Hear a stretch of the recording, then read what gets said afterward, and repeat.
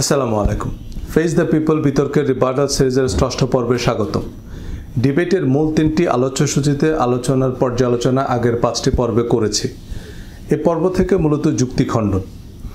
আগেই বলেছি, একটা অভিজ্ঞ নিরপেক্ষ বিচারক প্যানেল বা কোনো আলেম সঞ্চালক হিসাবে থাকলে ডিবেটে দেয়া বক্তব্যকে মূল্যায়ন করতে পারত, কিন্তু ডিবেটে আমি আরও হাজারটা যুক্তি প্রমাণ পেশ করলেও কোনো লাভ হতো না, যে যার অবস্থান অনুযায়ী বুঝত। তবে এই রিবার্টাল সিরিজে আমি এই কথাগুলো বলছি যারা সাধারণ শিক্ষায় শিক্ষিত বা কোরআন হাদিসের অনেক জটিল টার্ম বোঝেন না তাদের জন্য। কোরআন হাদিসের জটিল ধারণাগুলো একটু বিস্তারিত বিশ্লেষণ করব এবং বিভিন্ন অনুবাদের স্ক্রিনশট দিয়ে দেখাবো যে বাগাড়ম্বর আর হৈহল্লার বিপরীতে প্রকৃত সত্য কতটা ভিন্ন। কেউ ইংরেজিতে কথা বললেই তা জ্ঞানের কথা নয়, আবার কেউ আরবিতে বললেই সেটা ধর্মের কথা নয়। রাসূল সাল্লাল্লাহু আলাইহি ওয়াসাল্লাম স্বাধীনভাবে কোনো বিধান প্রণয়নের ক্ষমতা রাখতেন কিনা, এই প্রশ্নটাই মূলত আলোচিত হচ্ছে। আমি পবিত্র কোরআন থেকে দলিল দেওয়ার চেষ্টা করব। প্রথমত আমাদেরকে জানতে হবে যে রাসূল সাল্লাল্লাহু আলাইহি ওয়াসাল্লামের নিকটে যত ওহী এসেছিল সব ওহী কি কোরআনে সংকলিত, না কোরআনের বাইরেও কোনো ওহী তার নিকটে ছিল? সূরা তাহরিমের 3 নম্বর আয়াতে আল্লাহ সুবহানাহু ওয়া তাআলা বলছেন, ওয়াইদ আসাররান নাবিয়্যা ইলা বা'দি আজওয়াজিহি। রাসূল সাল্লাল্লাহু আলাইহি ওয়াসাল্লাম তার কিছু স্ত্রীকে কিছু গোপন কথা শেয়ার করেছিলেন। তার স্ত্রী গোপন কথা আবার অন্য কাউকে বলে দিয়েছে। ফালাম্মা নাব্বাআহা বিহি, যখন রাসূল সাল্লাল্লাহু আলাইহি ওয়াসাল্লাম তার স্ত্রীকে এই বিষয়ে জানালেন, তখন তার স্ত্রী পাল্টা তাকে জিজ্ঞেস করছেন, মান আম্বাআকা হাদা, আমি যে আপনার গোপন কথাটা অন্য কারোর সাথে শেয়ার করেছি, এটা আপনি কিভাবে জানতে পারলেন? তখন রাসূল সাল্লাল্লাহু আলাইহি ওয়াসাল্লাম বলছেন, নাব্বাআনিল আলিমুল খাবীর, আমাকে এটা আল আলিম আল খাবীর, সর্বজ্ঞানী এবং প্রজ্ঞাময় আল্লাহ সুবহানাহু ওয়া তাআলা জানিয়েছেন। তো এই যে জানিয়েছেন, এই জানানোটা কিন্তু কোরআনের আয়াতে নাই। কোরআনের আয়াতের মধ্যে নাই এরকম কোন আয়াত যে আয়াতে আল্লাহ সুবহানাহু ওয়া তাআলা বলতেছেন যে মুহাম্মদ তোমার স্ত্রী তোমার এই গোপন কথা অমুকের সাথে শেয়ার করেছে, এই জানানোটা নাই। অথচ আল্লাহ সুবহানাহু ওয়া তাআলা জানিয়েছেন, ওহী আল্লাহ সুবহানাহু ওয়া তাআলার পক্ষ থেকে, কোরআন থেকে বোঝা যাচ্ছে। সূরা বাকারার 143 নম্বর আয়াত, ওয়ামা জাআলনাল কিবলাতাল্লাতী কুনতা আলাইহা, হে রাসূল সাল্লাল্লাহু আলাইহি ওয়াসাল্লাম, আপনার যে কিবলা আমি পরিবর্তন করে দিয়েছিলাম, কিবলা ছিল কাবা, সেখান থেকে বাইতুল মাকদিসের দিকে 17 মাসের জন্য করা হয়েছিল। এই কিবলা যে আমি পরিবর্তন করেছিলাম, এটা ছিল পরীক্ষা স্বরূপ। তো এই কিবলা যে পরিবর্তন করার যে অর্ডারটা, যে মুহাম্মদ তুমি কাবার দিকে মুখ না ফিরে বাইতুল মাকদিসের দিকে ফেরাও, এই অর্ডারটা কোরআনে নাই। আবার ওই অর্ডার যে আল্লাহ দিয়েছিলেন সেটা আবার আল্লাহ সুবহানাহু ওয়া তাআলা কোরআনে বলছে। তাহলে যখন আল্লাহ সুবহানাহু ওয়া তাআলা অর্ডার দিয়েছিলেন পরিবর্তন করার, সেই অর্ডারটা আল্লাহ সুবহানাহু ওয়া তাআলা কোরআনে বলেননি, কিন্তু অর্ডার দেওয়ার পরে আবার বলতেছেন আমি আপনাকে অর্ডার দিয়েছিলাম। তার মানে আল্লাহর এমন কিছু অর্ডার থাকে যেটা আল্লাহ সুবহানাহু ওয়া তাআলা পবিত্র কোরআনে উল্লেখ করেননি। সূরা ফাতিহার 27 নম্বর আয়াত, লাকাদ সাদাকাল্লাহু রাসূলাহু রু'য়া বিল হক লাতাদখুলান্নাল মাসজিদাল হারাম, আল্লাহ সুবহানাহু ওয়া তাআলা তার নবীকে অগ্রিম যে একটা সুসংবাদ জানিয়েছিলেন স্বপ্নের মাধ্যমে, যে আপনি মসজিদুল হারাম আপনার দখল করবেন এবং আপনি বিজয় করবেন, ফাতহে মক্কা হবে, এটা যে আল্লাহ সুবহানাহু ওয়া তাআলা অগ্রিম তার নবীকে জানিয়েছিলেন, এটা তিনি আজকে সত্য করে দিলেন, এটা আজকে সত্যে পরিণত হলো। কিন্তু ওই যে অগ্রিম জানিয়েছিলেন, ওটা আবার আল্লাহ সুবহানাহু ওয়া তাআলা কোরআনে জানানোটা নাই, ওটা স্বপ্নের মাধ্যমে জানিয়েছিলেন। সূরা আহজাবের 37 নম্বর আয়াত, ফালাম্মা ক্বাদা যায়দুম মিনহু ওয়াকরা যাওয়াজনাকাহা লিকাই লা ইয়াকুনা আলাল মুমিনিনা হারাজ। রাসূল সাল্লাল্লাহু আলাইহি ওয়াসাল্লামের পালক পুত্রের তালাক হয়, তালাক হওয়ার পর রাসূল সাল্লাল্লাহু আলাইহি ওয়াসাল্লাম তার পালক পুত্রের স্ত্রীকে উনি বিবাহ করেন। তো এইটা নিয়ে অনেক সমালোচনা তৈরি হলে আল্লাহ সুবহানাহু ওয়া তাআলা কোরআনে আয়াত নাযিল করে দিয়ে বলেন যে হে মুহাম্মদ, আমি আপনাকে এই বিবাহটা দিয়েছিলাম, আপনার পালক পুত্রের স্ত্রী তালাক হয়ে যাওয়ার পর আমি দিয়েছিলাম বিবাহটা, কিন্তু আল্লাহ যে দিয়েছিলেন এবং করতে বলেছিলেন বিবাহ, ওইটা আল্লাহ সুবহানাহু ওয়া তাআলা কোরআনে নাই। যখন তিনি করতে বলেছেন করা হয়ে গেছে, তারপরে আল্লাহ সুবহানাহু ওয়া তাআলা মানুষজন যখন আলোচনা করছে তখন আল্লাহ কোরআনে অবতীর্ণ করছেন। তাহলে যখন তিনি আল্লাহর নির্দেশ পেয়ে বিবাহ করলেন, ওই নির্দেশটা আল্লাহ সুবহানাহু ওয়া তাআলা কোরআনে উল্লেখ করেনি, মানে তার নিকটে এমন কিছু ওহী ছিল যেটা পবিত্র কোরআনে নাই। সূরা হাশরের 5 নম্বর আয়াত, মা কাতাআতুম মিন লিনাতিন আও তারাকতুমুহা কাইমাতান আলা উসুলিহা ফাবিইযনিল্লাহ। বনু নাজির গোত্রের সাথে রাসূল সাল্লাল্লাহু আলাইহি ওয়াসাল্লামের যুদ্ধ, তিনি তাদের অবরোধ করতে গিয়ে তাদের খেজুর গাছ সবকিছু কর্তন করেছেন। তখন মানুষজন আলোচনা করছে যে মুসলমানেরা কেমন, মুহাম্মদ সাল্লাল্লাহু আলাইহি ওয়াসাল্লাম কেমন, তিনি খেজুরের বাগানকে, ফলদার খেজুর বৃক্ষকে উনি নষ্ট করে দিচ্ছেন। এবার এই ঘটনা ঘটে যাওয়ার পর আল্লাহ সুবহানাহু ওয়া তাআলা কোরআন আয়াত অবতীর্ণ করছেন সূরা হাশরের 5 নম্বরে, যে হে মুহাম্মদ, আপনি যে খেজুর বৃক্ষগুলো কেটেছেন আর যেগুলো রেখেছেন, এগুলো আল্লাহর অনুমতিতে। তার মানে আল্লাহ সুবহানাহু ওয়া তাআলা আগে তাকে অনুমতি দিয়েছেন, অনুমতি দেওয়ার পর আল্লাহর অনুমতিতে উনি খেজুর বৃক্ষ কেটেছেন। আবার কিছু খেজুর বৃক্ষ রেখে দিয়েছেন। পরে যখন মানুষ সমালোচনা করতেছে তখন আল্লাহ কোরআনে অবতীর্ণ করতেছেন, কিন্তু যখন তিনি অর্ডার দিয়েছিলেন সেটা আল্লাহ সুবহানাহু ওয়া তাআলা কোরআনে বলেননি। তার মানে যখন অর্ডার দিয়েছিলেন সেটা কোরআনের বাইরে ছিল। রাসূল সাল্লাল্লাহু আলাইহি সাল্লামের নিকট যত ওহী এসেছে সব কি কোরআনে সংরক্ষিত? না। কিন্তু সে ওহী কি বুখারী মুসলিমে সংরক্ষিত? অবশ্যই না। শায়খ আব্দুল্লাহ এখানে যতগুলো উদাহরণ দিয়েছেন, যেমন নবীজির জনৈক স্ত্রী তার গোপন কথাগুলো অন্যকে জানিয়ে দেওয়ার তথ্য যে আল্লাহ নবীজিকে জানিয়ে দিলেন, পরীক্ষাস্বরূপ সাময়িক কেবলা পরিবর্তনের নির্দেশ যে আল্লাহ নবীজিকে দিয়েছেন, মক্কা বিজয়ের সুসংবাদ যে আল্লাহ নবীজিকে আগাম জানিয়েছেন, যায়েদ রাদিয়াল্লাহু তাআলা আনহুর স্ত্রীর সাথে নবীজির বিয়ে যে স্বয়ং আল্লাহ দিয়েছেন, বনু নাজিরের খেজুর গাছ যে নবীজি সাল্লাল্লাহু আলাইহি সাল্লাম আল্লাহর নির্দেশে কর্তন করেছেন, এই তথ্যগুলো কি মানবজাতি কোরআন থেকে জেনেছে নাকি বুখারী মুসলিমের হাদিস পড়ে জেনেছে? এই কথাগুলো তো কোরআনেই আছে। এখন কোরআনের আয়াত নাজিলের আগে খেজুর গাছ কাটার নির্দেশ সংবলিত যে ওহিয়ে গায়রে মাতলু নাজিল হয়েছিল তা কি অন্যান্য সাহাবীদের কাছে হযরত আবু হুরায়রা বর্ণনা করেছেন নাকি নবীজি সাল্লাল্লাহু আলাইহি সাল্লাম সরাসরি নির্দেশ দিয়েছেন? তো যারা সরাসরি নবীজির কাছ থেকে কোনো নির্দেশ পাওয়ার পর তা অমান্য করেছে, তারা নবীজির কথাকে আল্লাহর কথা হিসেবে বিশ্বাস করলো কিভাবে? যারা নবীজি সাল্লাল্লাহু আলাইহি সাল্লামকে কোনো নির্দেশকে অমান্য করত, তারা কোরআনের আয়াতকেও নবীজির বানানো কথাই বলতো বা বলে। এগুলো আমি পরিষ্কার বাংলায় বারবার বলেছি যে নবীজির কাছে কোরআনের বাইরে কোনো আধ্যাত্মিক বা স্বপ্নিক নির্দেশ আসলে তা বর্ণনার জন্য আপনাকে কে অথরাইজ করলো? আপনি কে? আপনাকে নবীর খলিফা বা নায়েবকে নিয়োগ করলো? আবু হুরায়রা বা ইমাম বুখারীকে নবীজির প্রতিনিধি নিয়োগ করেছে কে?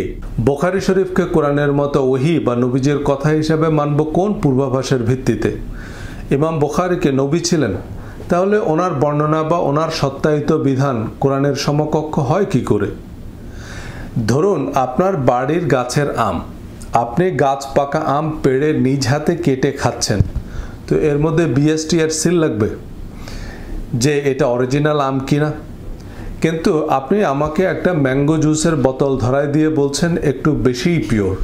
I am sorry brother, I am not sure. বরং এই বোতলে যে আম নাই এটা মোটামুটি শিওর। আপনি ঘুরিয়া ফিরিয়ে আমাদেরকে ফজলি আমের ফজিলত বর্ণনা করছেন। আমাদের আপত্তি ফজলি আম নিয়ে নয়, আমাদের অভিযোগ আপনার সহি ব্র্যান্ডের কথিত ম্যাঙ্গো জুস নিয়ে। সেটাকে আমরা ফজলি আম বলে বিশ্বাস করব কেন? এবার আমি আসি যে নবী রাসূলগণ, সব নবী রাসূলকে কি আল্লাহ সুবহানাহু ওয়া তাআলা কিতাব দিয়েছেন? সব নবী রাসূলকে আল্লাহ সুবহানাহু ওয়া তাআলা কিতাব দেননি। তাহলে যে সমস্ত নবী রাসূলকে আল্লাহ সুবহানাহু ওয়া তাআলা কিতাব দেননি, সেই সমস্ত নবী রাসূলের উম্মতরা কি অনুসরণ করত? আদম আলাইহিস সালাতু ওয়াস সালামের অনুসারীরা কি অনুসরণ করত? নূহ আলাইহিস সালাতু ওয়াস সালামের অনুসারীরা কি অনুসরণ করত, যাদেরকে আল্লাহ সুবহানাহু ওয়া তাআলা কিতাব দেননি? কেন কিতাব দেওয়ার কথা তাদের ক্ষেত্রে আল্লাহ সুবহানাহু ওয়া তাআলা স্পষ্ট করেননি। আবার সব নবী কি শাসক ছিলেন? সজল ভাই তার বক্তব্যগুলোর মধ্যে এবং বইয়ের মধ্যে বলেছে যে আল্লাহ রাসূলের নির্দেশগুলো মানতে হয় কেন? আল্লাহ রাসূল শাসক ছিলেন তাই। তো অতীতে চলে যাওয়া সব নবী কি শাসক ছিলেন? রাসূল সাল্লাল্লাহু আলাইহি সাল্লাম মাক্কী জীবনে কি শাসক ছিলেন? তো মাক্কী জীবনে যখন তিনি শাসক ছিলেন না তখন তার নির্দেশ। আর ওই সমস্ত নবী যারা শাসক ছিলেন না এবং ওই সমস্ত নবী যাদেরকে আল্লাহ কিতাব দেননি, তাদের উপর তাদের যে নির্দেশ, তারা কিভাবে মানুষের কাছে দাওয়াতি কাজ করতেন? অবশ্যই তাদের হাদিস দিয়ে, যেটা আল্লাহ সুবহানাহু ওয়া তাআলা তাদেরকে কিতাবের বাইরে জানাতেন, সেটা দিয়ে তারা দাওয়াতি কাজ করতেন। আল্লাহ রাসূলের নির্দেশ মানার কারণ তিনি শাসক ছিলেন এ কথা আমি ডিবেটে বলিনি, আমার বইয়ে বলেছি। বইয়ে কেন বলেছি তার জন্য আমার বই পড়তে হবে। আমি বলেছি এটা একটা কারণ এবং তা তার সমসাময়িক কালের মানুষদের জন্য প্রযোজ্য। তার কয়েকটা আয়াতের উদাহরণ আমি ডিবেটে দিয়েছি। এবং মুসা আলাইহিস সালাতু ওয়াস সালামের ক্ষেত্রে তো স্পষ্ট জানা যায় যে কোরআনের ধারা বিবরণী পড়লে যে যখন ফেরাউনের মৃত্যু হলো, পানিতে ডুবে গেল, তারপরে আল্লাহ সুবহানাহু ওয়া তাআলা তাকে কিতাব দিলেন। তাহলে ফেরাউনের মৃত্যু হওয়া পর্যন্ত এতদিন যে মুসা আলাইহিস সালাম দাওয়াতি কাজ করলেন, এই দাওয়াতি কাজের সময়ে মানুষজনকে নিয়ে যাওয়া কত কি সবকিছু, এগুলো আল্লাহ সুবহানাহু ওয়া তাআলা তাকে আলাদা ওহীর মাধ্যমে জানিয়েছেন, কিতাবের মাধ্যমে নয়। তথা যে আমরা হাদিস ও মুসা বলতে পারি, যেটা আল্লাহ সুবহানাহু ওয়া তাআলা হাদিস হিসেবে উল্লেখ করেছে, হাল আতাকা হাদিস মুসা ইয নাদাহু রাব্বুহু বিল ওয়াদিল মুকাদ্দাসি তুয়া। মুসার হাদিস কি তোমার নিকটে পৌঁছেছে? তারপরে আল্লাহ সুবহানাহু ওয়া তাআলা সূরা যারিয়াতে বলেছেন, হাল আতাকা হাদিসু যায়ফি ইব্রাহিম আল মুকরামিন। ইব্রাহিমের নিকটে যে মেহমান পাঠিয়েছিলাম, এই হাদিস কি তোমাদের নিকটে পৌঁছেছে? তারপর আল্লাহ সুবহানাহু ওয়া তাআলা সূরা নিসার 163-64 নম্বর আয়াতে বলছেন, ইন্না ওয়াহাইনা ইলাইকা কামা ওয়াহাইনা ইলা নূহ, আমি আপনার নিকটে ওহী করেছি যেমন নূহের নিকট করেছিলাম। তো নূহের নিকট কিতাব নাই। নবীজির মক্কি জীবনে এবং পূর্ববর্তী নবীদের কাছে কখন কিভাবে কি নির্দেশ এসেছে, তাদের উম্মতরা কি অনুসরণ করতেন, কিভাবে করতেন, তা আল্লাহ কোরআনেই জানিয়েছেন। আল্লাহ আমাদের যতটুকু জানিয়েছেন এর বাইরে আমরা কিছুই জানি না। মূসা আলাইহিস সালামকে কখন কিতাব দেওয়া হয়েছে, কাদেরকে দেওয়া হয়নি, তা আল্লাহ কোরআনেই বলেছেন। যেসব নবীদেরকে আল্লাহ কিতাব দেননি তারা হাদিসের ভিত্তিতে দ্বীন প্রচার করেছেন, যেটা তাদেরকে কিতাবের বাইরে জানাতেন। এটা কোন দেশে যুক্তি ভাই? যাদেরকে কিতাবই দেননি তাদের কিতাবের বাইরে মানে কি? তাদের কাছে প্রত্যাদেশ এসেছে পূর্ববর্তী কিতাব প্রচার করতে। সে নবীরা মূলত আগের বা সমসাময়িক কিতাবের প্রচার করেছেন সহযোগী বা সংস্কারক হিসাবে। যেমন হযরত হারুন আলাইহিস সালামকে আল্লাহ কিতাব দেননি, তিনি তার ভাই মূসা আলাইহিস সালামের কিতাবই প্রচার করেছেন সহযোগী হিসাবে। ইসমাইল আলাইহিস সালাম তার পিতা ইব্রাহিম আলাইহিস সালামের কিতাব প্রচার করেছেন। হযরত সুলাইমান আলাইহিস সালামের তার পিতা দাউদ আলাইহিস সালামের কিতাবই প্রচার করেছেন। ইয়াহিয়া আলাইহিস সালাম তার পিতা জাকারিয়া আলাইহিস সালামের কিতাব। এভাবে আগেকার বেশিরভাগ নবী পিতা পুত্র সহোদর ভাই ছিলেন, ওনারা একই কিতাব একই বার্তা প্রচার করেছেন এবং এসব বিবরণ কোরআনেই আছে। ভাই আমি আপনাকে কোরআন পড়তে বলছি, কোরআন পড়তে তো আর নিষেধ নেই, আমার বই ব্যাখ্যা কিছুই পড়ার দরকার নেই, আপনি জাকারিয়া সাহেবের অনুবাদটাই পড়েন। আগের সেগমেন্টেই বলেছি ওহী, হাদিস, তাফসির, কিতাব, কোরআন, ফুরকান, জিকির, বায়ান এসব অর্থে কোরআনকেই বোঝানো হয়েছে। সুতরাং মুসার হাদিস, নূহের ওহী এসব উজারে সুজা বুঝ দিয়ে আমরা নিজেরা হাদিসের কারখানা খুলে বসেছি। ভাই আপনাকে মুসা বা নূহ আলাইহিস সালামের নায়েব নিয়োগ করলো কে? এখানে আল্লাহ সুবহানাহু ওয়া তাআলা যতগুলো নবীর নাম বলেছেন, ওয়াহাইনা ইলা ইব্রাহিম ওয়া ইসমাঈল ওয়া ইসহাক ওয়া ইয়াকুব ওয়া আসবাত ওয়া ঈসা ওয়া আইয়ুব ওয়া ইউনুস ওয়া হারুন ওয়া সুলাইমান ওয়া আতাইনা দাউদা যাবুরা, এনাদের কারো কারো নিকটে কিতাব আছে, সকলের নিকটে কিতাব নাই। তাহলে তাদেরকে যেমন ওহী করেছিলাম আপনাকে ওহী করেছি, তাহলে তাদেরকে কিতাবের বাইরে যে ওহী ছিল এটা হাদিস, মানে আল্লাহ রাসূলকেও কিতাবের বাইরে আমি হাদিস ওহী করেছি। এই দলিল দিয়ে ইমাম বুখারী রাহিমাহুল্লাহ তার সহিহ বুখারী শুরু করেছে এবং এটাই বুঝাতে চেয়েছেন ইমাম বুখারী রাহিমাহুল্লাহ এই আয়াত দিয়ে যে এখানে যে নবীগুলোর নাম উল্লেখ আছে যাদেরকে কিতাব দেওয়া হয়নি অথচ আল্লাহ বলছে আমি তাদেরকে ওহী করেছি, মানে তাদেরকে হাদিস ছিল। আবার ওটাই আল্লাহ বলছেন আমি আপনাকে ওহী করেছি, মানে কিতাবের বাইরেও আমি আপনাকে তাদের মতো হাদিস ওহী হিসেবে দিয়েছি। নবীদেরকে কিতাবের বাইরে ওহী দিয়েছেন, এর ভিত্তিতে ইমাম বুখারী হাদিস সংকলন শুরু করেছেন। কিন্তু এই আয়াতের তাৎপর্য নবীজি এবং তার প্রধান সাহাবীরা বুঝতে পারেননি।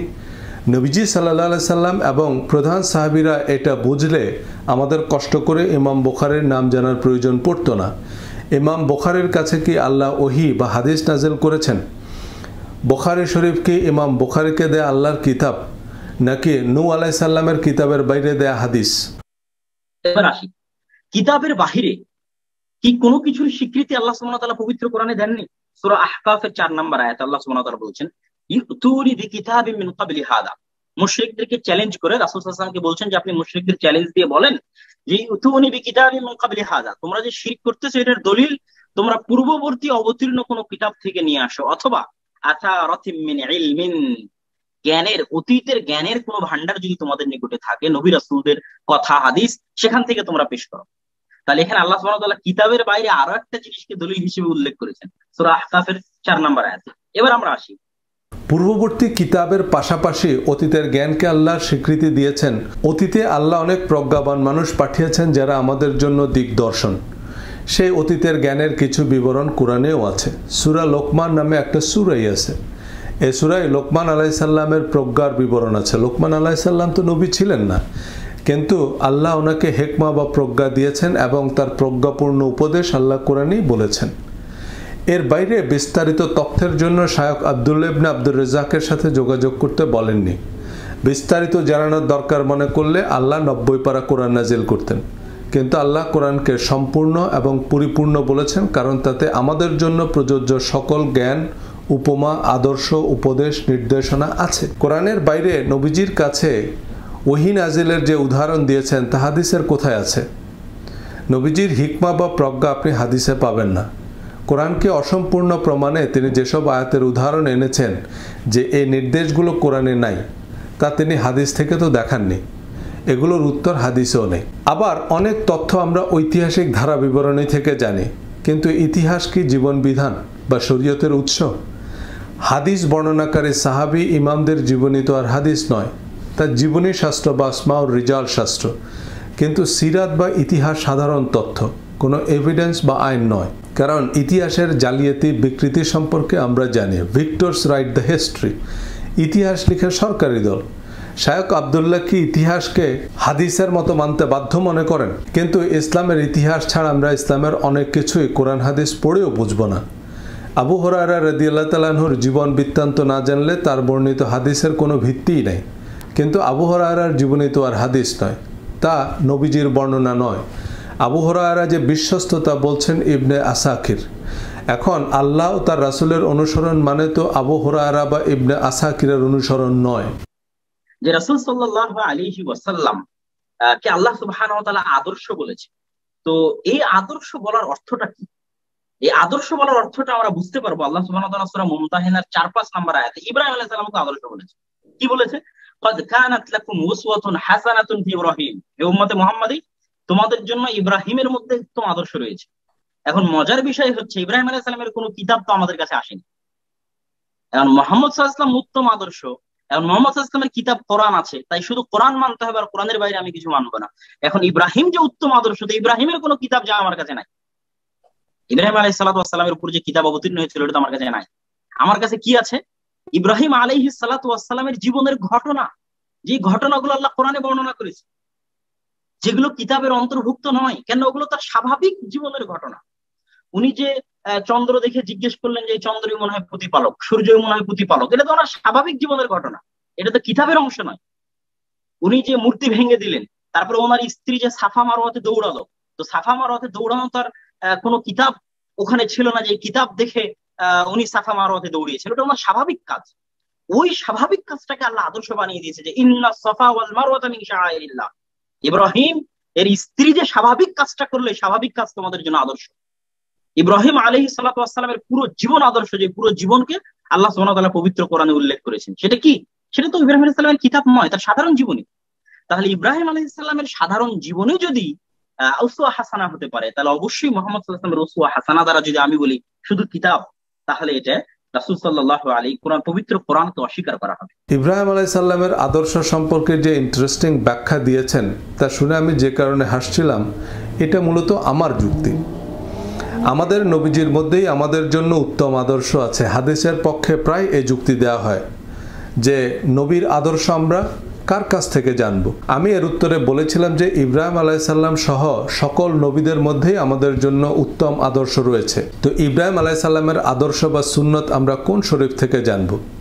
উনি আমার বই বা ভিডিও থেকে আগেই জেনেই সে কথাগুলো বললেন, কিন্তু এই কথাগুলো যে ওনার আর্গুমেন্টের পক্ষে যায় না এটা বোঝার মতো সামর্থ্য ওনার পঙ্গপালের নেই। ইব্রাহিম আলাইহিস সালাম সহ সকল নবীদের জীবন আদর্শ আল্লাহ কোরআনে বর্ণনা করেছেন। সূরা ইব্রাহিম নামে একটা আস্ত সূরাই আছে কোরআনে। আল্লাহ ইব্রাহিম আলাইহিস সালামের দৈনন্দিন জীবনের ঘটনাই বর্ণনা করেছেন। নবীজি সাল্লাল্লাহু আলাইহি সাল্লামের জীবনে আমাদের জন্য উসওয়ায়ে হাসানা বা উত্তম আদর্শ আছে, তাই নবী জীবনের বৃত্তান্ত আল্লাহ কোরআনে বর্ণনা করেছেন। কিন্তু ওনারা উজবেকিস্তান গিয়ে বসে আছেন, তো তাই চোখে পড়েনি। সূরা আহজাব পড়লে দেখবেন নবীজির ঘরের কথা, অন্দরমহলের সব কথা কোরআনে বলা আছে। কোরআনের সকল বিধিবিধান আল্লাহ নবীজিকে দিয়েই বলিয়েছেন। কোল বা হে নবী আপনি বলুন, এই শব্দটা কোরআনের 332টা আয়াতের শুরুতে এসেছে। এছাড়া হে নবী আপনি পড়ুন, আপনি জানিয়ে দিন, নবীর জন্য এটা করা পাপ হবে না, নবীর জন্য এটা করা উচিত হবে না। এগুলো সব নবীজির কাউলি বা ফেরলি হাদিস। নবীজির জীবনের ঘটনা, নবী জীবনের আদর্শ আল্লাহ কোরআনে বর্ণনা করেছেন, এজন্যই তো কোরআন কমপ্লিট। ইব্রাহিম আলাইহিস সালামের উসওয়া হাসানা আল্লাহ কোরআনে বর্ণনা করেছেন এবং তা আমাদের জন্য যথেষ্ট। নবীজি সাল্লাল্লাহু আলাইহি সাল্লাম মদিনায় হিজরতের সময় তিনি জানতেন না মদিনাবাসী ওনার সাথে কি আচরণ করবে। এর আগে তায়েফের অভিজ্ঞতা, মক্কায় স্বজাতির অত্যাচার, নিজের ভিটামাটি থেকে উৎখাত ওনার মনকে দুর্বল করে দিল। আল্লাহ নবীজিকে দোয়া শিখিয়ে দিয়েছেন যে আপনি আমার কাছে এই দোয়া করুন, রব্বি আদখিলনি মুদখালা সিদকিন ওয়াখরিজনি মুখরাজা সিদকিন ওয়াজআলনি মিন লাদুনকা সুলতানান নাসীরা। যে হে আল্লাহ আপনি আমাকে মদিনায় সম্মানিত করবেন এবং আপনার পক্ষ থেকে আমার জন্য সাহায্যকারী পাঠান। আল্লাহ নবীজিকে মদিনার বাদশাহ বানিয়েছেন, পুরো মদিনাবাসীকে নবীজির জন্য আনসার বানিয়ে দিলেন। তো আমাদের এর চেয়ে উন্নত দোয়া লাগবে? নবীদের দোয়া শিরোনামে একটা ভিডিও আছে আমার চ্যানেলে। হজরত আদম আলাইসাল্লাম সহ সকল নবীদের দোয়া কোরআনে আছে। এজন্যই আল্লাহ কোরআনকে শ্রেষ্ঠ হাদিস বলেছেন এবং কোরআনকে সম্পূর্ণ পরিপূর্ণ একমাত্র অনুমোদিত কিতাব বলেছেন। সূরা ইব্রাহিম, সূরা নূহ, সূরা আম্বিয়া, সূরা ইউসুফ, সূরা হুদ, সূরা ইউনুস, সূরা আহজাব, সূরা মুহাম্মদ, সূরা মরিয়ম, কোরআন জুড়েই তো নবীদের জীবন আদর্শ।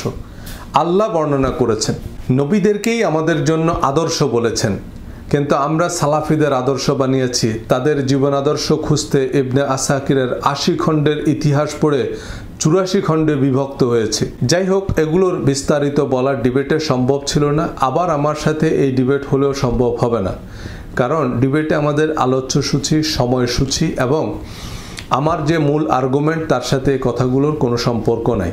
এই বিষয়গুলোতে তো আমাদের বিতর্ক নয়, বরং এসব বিষয়ে আমাদের দুজনের অবস্থান একই। আমার প্রশ্ন ঘুরে ফিরে নবীদের কিতাব বহির্ভূত প্রত্যাদেশ বর্ণনা করার আপনি কে? আপনি নবী নাকি? আপনার কাছে কি আলাদা কিতাব এসেছে না ওহী এসেছে? ইমাম বুখারী বা আবু হুরায়রাকে কি আপনি নবীদের সমমর্যাদার মনে করেন কিনা? তবে এখানে তিনি স্বাধীন সত্তা হিসাবে নবীজির নির্দেশ পালনের পক্ষে কিছু যুক্তি দিয়েছেন, সেগুলো ভ্যালিড আর্গুমেন্ট, তাই আমি সেগুলোকে অ্যাড্রেস করেছি। এবার আমি আসি, স্বাধীনভাবে হাদিস অনুসরণের নির্দেশ কি পবিত্র কোরআনে কোথাও নাই? আতিউল্লাহ ওয়া আতিউর রাসূল বলে যত আয়াত আছে, সব আয়াতে সজল রোশন ভাই একই ব্যাখ্যা করেছে তার বইয়ের মধ্যে, তার বক্তব্যের মধ্যে, যে আতিউল্লাহ আতিউর রাসূল মানে এটা হচ্ছে আতিউ কিতাব আল্লাহ। এখন একটা মূল জিনিস এখানে বলে রাখি, যে হারফে আত এবং বাংলা ভাষায় যে এবং ও ব্যবহার হয়, এর জন্য আরবিতে ওয়াও হারফে আত ব্যবহার হয়। যেমন আমি বললাম যে সজল ভাই অথবা আব্দুল্লাহ, মানে আমি এখানে দুটো অপশন দিলাম। আমি আবার বললাম যে সজল ভাই তথা ফেজ দ্য পিপল যিনি পরিচালনা করেন, তার মানে ফেজ দ্য পিপল যিনি, সজল ভাই তিনি, ওই জায়গায় আমি তথা ইউজ করলাম। এখন আমি বললাম সজল ভাই এবং আব্দুল্লাহ, মানে দুইজন আলাদা আলাদা সত্তা। আতিউল্লাহ ওয়া আতিউর রাসূল, আল্লাহর আনুগত্য করো, আল্লাহর রাসূলের আনুগত্য করো, আলাদা আলাদা সত্তা। যদি আল্লাহ সুবহানাহু ওয়া তাআলা এটাই বুঝাতে চাইতেন, তাহলে ডাইরেক্ট বলে দিতেন যে আতিউ কিতাব আল্লাহ, ঝামেলা শেষ। আতিউ রাসূল আবার আলাদা ভাবে আলাদা সত্তা দেওয়ার কি প্রয়োজন? জি আব্দুল্লাহ ভাই, আপনাকে ধন্যবাদ। যাই হোক, প্রথমে উনি যেটা বললেন যে আমি হাদিস দিয়ে দলিল দিলাম কেন, এটা আমার কাছে মনে হয়েছে একটু শিশুতোষ প্রশ্ন। আমি আগেই বলেছি, যেমন ধরেন আমি ইতিহাসের বইও পড়ি, তারপরে আমি বললাম যে আমি ইতিহাস, ফাজাইলে আমল, খোয়াবনামা, এমনকি আপনার ধরেন রবীন্দ্রনাথের কথা, কাজী নজরুলের কবিতাও আমি উদ্ধৃত করেছি। তো এর মানে তো এই না যে কাজী নজরুলকে আমি নবী হিসাবে মানি, আমি তো তাকে কবি হিসাবে মানি, তাই না? আমি হাদিস মানি, এটার অর্থ কি দাঁড়ায়? যেমন ধরেন আমি নারকেল খাই, এটার অর্থ তো এই না যে আমি নারকেল গাছ সহ খাই, তাই না? আমি জানি নারকেলের কোনটা খাইতে হয় আর কোনটা দিয়ে পাপোশ বানাইতে হয়। যাই হোক, আমি যে হাদিসগুলো উপস্থাপন করলাম সেগুলোর কিন্তু উনি কোনো রিবার্টাল দিলেন না। তার মানে এই হাদিসগুলো, যেমন নবীজি বিদায় হজের ভাষণে যেটা বলে গেলেন, তার বাইরে আসলে সিআইসি তাই অন্য কোনো কথা বলা নাই, সেটা আপনারা আশা করি বুঝতে পেরেছেন। তো এখন এই হাদিসগুলোকে যদি আপনি অ্যাকনলেজ না করেন, আপনি যদি এই হাদিসগুলোকে না মানেন, তার মানে তো আপনি হাদিসও মানেন না। আপনি শুধু এটা একটা উত্তর দিলেই তো হবে না যে আপনি হাদিস দিয়ে কেন দলিল দিলেন। এই হাদিসগুলো তো কোরআনে আছে, তার মানে আপনি হাদিসের ভিত্তিতে আপনি কোনো বিধান ইম্পোজ করতে পারবেন না। আমি বলতেছি যে কোরআনের ব্যাখ্যা, বিশ্লেষণ, ডিটেইল সেই হিসাবে আমরা মানবো, কিন্তু হাদিসের ভিত্তিতে আপনি কোনো নতুন বিধান ইম্পোজ করতে পারবেন না যেটা কোরআনে নাই। সেটা ছিল আমার আর্গুমেন্ট। এরপরে যে প্রশ্নটা উনি করলেন যে রাসূল সাল্লাল্লাহু আলাইহি সাল্লাম ওনার জীবদ্দশায় কোনো স্বাধীন সিদ্ধান্ত দিতে পারতেন কিনা, এই প্রশ্নে আমি খুব সহজ করে বলি। যেমন ধরেন ওনার 23 বছরের নবুয়তি জীবনে, তো মক্কায় কোরআনের হয়তো অর্ধেক নাজিল হয়েছে, তো অনেক প্রশ্নের সমাধান আসছে, অনেক প্রশ্ন আসছে যেগুলোর কোরআনে স্পেসিফিক অ্যান্সার দেয়া ছিল না। উনি হয়তো একটা সমাধান দিলেন, কিন্তু পরবর্তীতে অনেক ফরজ কিন্তু বাতিল হয়ে গেছে, বা অনেক ফরজ নতুন করে ইম্পোজ করা হয়েছে, অনেক হালাল হারাম হয়ে গেছে, অনেক হারাম হালাল হয়ে গেছে। এখন হাদিসের কি আপনি স্পেসিফিক কোনো ডেট বলতে পারবেন? যেমন আব্দুল্লাহ ভাই তো হাদিসের এক্সপার্ট, উনি হাদিস বিশারদ। আমি একটা হাদিস বললে আপনি কি এক্সাক্ট ডেট বলতে পারবেন যে এই হাদিসটা কি কত তারিখের? মানে এই হাদিসটা কি মক্কায় থাকতে নবীজি বলছেন, না মদিনায় গিয়ে বলছেন, নাকি এটা অন্য কোনো জায়গায় বলছেন? আমি যদি ডেট না জানি তাহলে আমি কেমনে বুঝবো? কারণ ধরেন সূরা মায়েদায় একটা আয়াত আছে যে আজ আমি তোমাদের জন্য সেই খাবারগুলো হালাল করে দিলাম যেগুলো ইহুদিদের জন্য হারাম করা হয়েছিল বা আহলে কিতাবদের জন্য হারাম করা হয়েছে। তার মানে আগে যে খাবারগুলো হারাম ছিল সেগুলোকে হালাল করে দেওয়া হয়েছে আজকের দিনে। তাহলে এখন হাদিসটা কয় তারিখের আর কোরআনের আয়াত কয় তারিখের আমি কেমনে বুঝবো? এখন আমি হয়তো হাদিসের আপনি ন্যারেশন অনুযায়ী বলতেছেন এই হাদিসটা সহিহ, সুতরাং এই খাবারটা হারাম, কিন্তু পরবর্তীতে কোরআনের আয়াত নাজিল হয়ে তো এই খাবার হালাল হয়ে গেল। তো এই জন্য আমি বলতেছি মানে হাদিসের ভিত্তিতে আপনি আলাদা করে সিদ্ধান্ত দিতে পারবেন। এখন এখানে আমি আপনাকে একটা হাদিস বলি, তাহলে আপনি বুঝবেন যে নবীজি যে সিদ্ধান্ত মানে কোরআনের যেগুলো স্পেসিফিক বলে নাই সেগুলো কিভাবে দিতেন, সেটা বুখারী শরীফেই আছে। দেখেন, সহিহ বুখারী পোশাক অধ্যায় হাদিস নম্বর 5492, আব্দুল্লাহ ভাইয়ের এই প্রশ্নের উত্তর। নবীজি সাল্লাল্লাহু আলাইহি সাল্লাম সেই সব ব্যাপারে আহলে কিতাবদের সামঞ্জস্য রক্ষা করে চলা পছন্দ করতেন যেসব ব্যাপারে তাকে কোরআনে কোনো স্পষ্ট নির্দেশ দেওয়া হয়নি। আর আহলে কিতাবরা তাদের চুল ঝুলিয়ে রাখতো এবং মুশরিকরা তাদের মাথার চুল সিঁথি কেটে রাখতো। মানে আহলে কিতাবরা এরকম লম্বা লম্বা চুল রাখতো, মাথার উপর ঝুলে আর মাঝখান দিয়ে সিঁথি কেটে রাখতো। নবী সাল্লাল্লাহু আলাইহি সাল্লাম তার চুল ঝুলিয়েও রাখতেন, সিঁথিও কাটতেন। নবীজির চুল কিন্তু এরকম লম্বা লম্বা ছিল এবং মাঝখান দিয়ে সিঁথি কাটা ছিল। তো দেখেন, কোরআনে যে স্পেসিফিক নির্দেশ দেওয়া হয়নি সেটা উনি আহলে কিতাবদের অনুকরণে করতেন বা মুশরিকদের অনুকরণে করতেন। অনেকে বলে যে ভাই কোরআনে তো কবর দেওয়ার নিয়ম নাই, তো কেমনে তো কবর দিবেন? অনেকে আবার কটাক্ষ করে বলে আপনাকে কি কবর দিব নাকি ঝুলিয়ে রাখবো? তো আচ্ছা, ভালো কথা, তো নবীজির আব্বা যে মারা গিয়েছেন ওনার জন্মের আগে, বা ওনার আম্মা মারা গেছে ওনার নবুয়তির আগে, তো ওনাদের কি কবর দিয়েছে? কিভাবে দিছে? এই এখন যেভাবে কবর দেওয়া হয় সেভাবেই দিছে। তার মানে কি এই জিনিসগুলো ওই আগের যে সিলসিলা, আগের যে রীতি সে অনুযায়ী কিন্তু করা হচ্ছে। আর আরেকটা বিষয় হচ্ছে কি, রাসূলের সব তথ্য কি কোরআনে আছে? হ্যাঁ, রাসূলকে আল্লাহ বিভিন্ন ভাবে ইনস্ট্রাকশন দিতেন স্বপ্ন যোগে, সেসব কথা কোরআনে কেন? সেসব কথা আমরা কেন জানবো? হোয়াইট হাউসের মধ্যে এমন অনেক কিছু হয়, সেসব কথা কি আমরা জানি নাকি? তারা পাবলিকলি যেটুকু ডিক্লেয়ার করে সেটুকু আমরা জানি। এর বাইরে সিআইএ যেসব গোপন মিটিং করে, আমরা যদি বলি যে না সেখানেও তো কিছু তথ্য আছে সেগুলো আমাদের জানতে হবে, সেগুলা জানার চেষ্টা করাও একটা ক্রাইম। আমি যদি এখন হোয়াইট হাউসের ওয়েবসাইট হ্যাক করি যে হোয়াইট হাউসের ভিতরে কি কি হচ্ছে আমার একটু জানা দরকার, বা পেন্টাগনে কি কি আলোচনা হচ্ছে এটা যদি আমি হ্যাক করার চেষ্টা করি, আমাকে এসে আগে এফবিআই ধরবে যে তুমি এটা ট্রাই করতেছো কেন। যেটা আল্লাহ আমাকে জানায়নি সেটা আমার জানার দরকারটা কি? সেটা আমি কেন জানতে যাব? আর রাসূলের হিকমা আপনি হাদিসে পাবেন না, যেটা আব্দুল্লাহ ভাই বলছে কোরআনের বাইরে হাদিসে গেলে আমরা সব পাবো না। আপনি যদি নবীজির প্রজ্ঞার কথা বলেন, নবীজির কোর কমিটি কারা? নবীজির কোর কমিটি হচ্ছে আবু বকর, ওমর, ওসমান, আলী, আব্দুর রহমান ইবনে আউফ রাদিয়াল্লাহু তাআলা আনহু আজমাইন। ওনারা হচ্ছে নবীজির কোর কমিটি। ওনাদের সাথে রাজনৈতিক, সামরিক, তারপরে কূটনৈতিক এসব বিষয়ে আলোচনা হতো। এখানে হচ্ছে নবীজির প্রজ্ঞা, এইসব বিষয়ে উনি যেসব দূরদর্শী সিদ্ধান্ত নিতেন এরা হচ্ছে সেসবের সাক্ষী। কিন্তু আপনি আমাদের বুখারী শরীফের একটা চ্যাপ্টার পড়ে দেখেন, আপনি হযরত আবু বকর থেকে বর্ণিত হাদিস কয়টা পাবেন? হযরত ওমর রাদিয়াল্লাহু তাআলা থেকে বর্ণিত হাদিস কয়টা পাবেন? খুবই কম। এনারা কিন্তু প্রধান হাদিস বর্ণনাকারী সাহাবী না। প্রধান হাদিস বর্ণনাকারী সাহাবী হচ্ছে আব্দুল্লাহ ইবনে ওমর। আচ্ছা, আমার দাদা সম্পর্কে বেশি তথ্য কি আমি দিতে পারবো, না আমার আব্বা দিতে পারবে, বা আমার কাকা দিতে পারবে? আমার আব্বা দিতে পারবে। তো আমার আব্দুল্লাহ ইবনে ওমর যদি 5000 হাদিস বর্ণনা করে, তাহলে ওমর রাদিয়াল্লাহু তাআলা আনহুর বর্ণনা করার কথা 50,000 হাদিস। কই ওনার হাদিস কই? উনি হাদিস বর্ণনা করেছে সর্বোচ্চ 100। তো এগুলোর মধ্যে, এবং ওমর রাদিয়াল্লাহু তাআলা আনহু যদি হাদিস বর্ণনা করতেন সেখানে হয়তো আমরা নবীজির প্রজ্ঞা বা এই যে কূটনৈতিক বিভিন্ন সিদ্ধান্ত ওনাদের সাথে পরামর্শ করে নিতেন। কিন্তু যারা হাদিস বর্ণনা করছে তারা নবীজিকে দূর থেকে দেখছে যে উনি মাথার মাঝখান দিয়ে সিঁথি করে, উনি চুল ঝুলায় রাখে, তারপরে উনি 2 ফিতা আলা চপ্পল পরে, উনি বেজোর সংখ্যক খেজুর খাইছে। এগুলা কি হিকমা নাকি? কাউকে জিজ্ঞেস করেন যে আব্রাহাম লিঙ্কন কেন বিখ্যাত ছিল, কেউ যদি বলে যে উনি দাড়ি রাখতেন, উনি ফিতা আলা জুতা পরতেন, উনি নিজের জুতা নিজে কালি করতেন, আপনি তো তার কথাই বলবেন না। This is not what Abraham Lincoln is remembered for. Come on, man. নবীজির এই হিকমা হাদিসে নাই কিন্তু। এরপর যে পয়েন্টটা উনি বললেন, আল্লাহ ও তার রাসূলের আনুগত্য। দেখেন, আমি এখানে এইটাকে একটু সিরিয়াসলি নেব। প্রথম কথা হচ্ছে আল্লাহ ও তার রাসূলের আনুগত্য বলতে প্রাইমারিলি ইন্ডিকেট করা হয়েছে যারা নবীজির সমসাময়িক কালের মানুষ। আমি কয়েকটা আয়াত বলি তাহলে আপনি বুঝবেন। সূরা আহজাবের 31 নম্বর আয়াত, যেমন সূরা আহজাবের 36 নম্বর আয়াতে বলছে যে আল্লাহ ও তার রাসূলকে অমান্য করলে সে স্পষ্টই পথভ্রষ্ট হবে। দেখেন সূরা আহজাবের 31 নম্বর আয়াতে কি বলছে? আর তোমাদের মধ্যে যে কেউ আল্লাহ ও তার রাসূলের আনুগত্য করবে, নেক আমল করবে, আমি তাকে দ্বিগুণ প্রতিদান দেব। এই কথাটা বলা হচ্ছে নবীজির স্ত্রীদেরকে। আয়াতের শুরুতেই বলা আছে হে নবী পত্নীগণ। তারপরে বলা হচ্ছে যে সূরা নূরের 62 নম্বর আয়াতে মুমিন শুধু তারাই যারা আল্লাহ ও তার রাসূলের উপর ঈমান আনে এবং তার সাথে কোনো সমষ্টিগত কাজে থাকলে অনুমতি না নিয়ে চলে যায় না। মানে রাসূলের সাথে সমষ্টিগত কাজে আছে, একটা কূপ খনন করতেছে, মদিনার চারদিকে ব্যাংকার বানাচ্ছে আপনার খন্দকের যুদ্ধে, বা নবীজির সাথে একটা যুদ্ধে আছে, পিছন দিয়ে আস্তে সরে পড়ে, তাদের সম্পর্কে বলা হয়েছে যারা নবীজির সমসাময়িক কালের মানুষ। সূরা হুজুরাতের 7 নম্বর আয়াতে বলছে, আর তোমরা জেনে রাখো যে তোমাদের মধ্যে আল্লাহ রাসূল রয়েছে, সে যদি অধিকাংশ বিষয়ে তোমাদের কথা মেনে নিত তাহলে তোমরা অবশ্যই কষ্টে পতিত হতে। তার মানে এটা নবীজির শুরা সদস্যদের কথা বলা হচ্ছে যে তোমরা তোমাদের সবার কথা শুনলে আলটিমেটলি হবে না, তোমরা নবীর কথা মানো। আল্লাহ ও তার রাসূলের অনুসরণ বলতে কেউ যদি বুঝে যে আল্লাহ কিছু বিধান দিয়েছেন, নবীও কিছু বিধান দিয়েছেন এবং আল্লাহর বিধানের মতো নবীর বিধানও মানতে হবে, তাহলে গুনাহ টুনা না, একেবারে আবু জাহেলের মতো মুশরিক সে। একদম, আমি একদম পরিষ্কার করে বলতেছি, আপনাকে রেফারেন্স দিয়ে বলতেছি, শুনেন।